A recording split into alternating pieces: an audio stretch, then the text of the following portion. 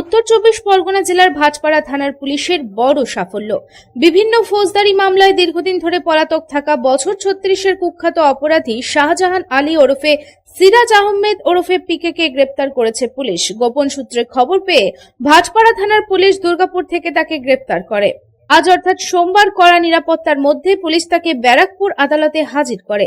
তার বিরুদ্ধে হত্যা ও তোলাবাজি সহ বহু মামলার নথিভুক্ত রয়েছে। পুলিশ সূত্রে জানা গেছে 36 বছর বয়সী শাহজাহান আলী ওরফে পিকে এলাকার একজন অত্যন্ত দুর্ধর্ষ ও কুখ্যাত অপরাধী। ভাটপাড়া জগদ্দল এবং পার্শ্ববর্তী এলাকায় বিভিন্ন থানায় তার বিরুদ্ধে হত্যা করার চেষ্টা, তোলাবাজি, অস্ত্র চোরাচালান এবং ভয়ভীতি প্রদর্শন সহ বহু গুরুতর ফৌজদারি মামলা নথিভুক্ত রয়েছে।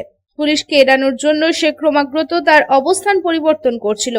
সম্প্রতি ভাটপাড়া পুলিশ খবর পায় যে অভিযুক্ত হুগলি ও বর্ধমান জেলার সীমান্তবর্তী দুর্গাপুরে লুকিয়ে আছে। এরপর পুলিশের একটি বিশেষ টিম দুর্গাপুরে পৌঁছে ফাঁদ পেতে তাকে গ্রেপ্তার করে। পুলিশ তাকে রিমান্ডে জিজ্ঞাসাবাদ করবে। ভাটপাড়া পুলিশ আজ অভিযুক্তকে ব্যারাকপুর আদালতে হাজির করবে এবং পুলিশ রিমান্ডের জন্য আবেদন করবে। পুলিশ আধিকারিকেরা মনে করছেন যে পিকেকে জিজ্ঞাসাবাদ করলে এলাকার অন্যান্য সক্রিয় অপরাধী, অস্ত্র নেটওয়ার্ক এবং সাম্প্রতিক তোলাবাজির মামলা সম্পর্কিত গুরুত্বপূর্ণ সূত্র পাওয়া যেতে পারে। তার গ্রেপ্তারে ভাটপাড়া ও ব্যারাকপুর পুলিশ কমিশনারেট এলাকার ব্যবসায়ী ও নাগরিকরা স্বস্তি পেয়েছেন।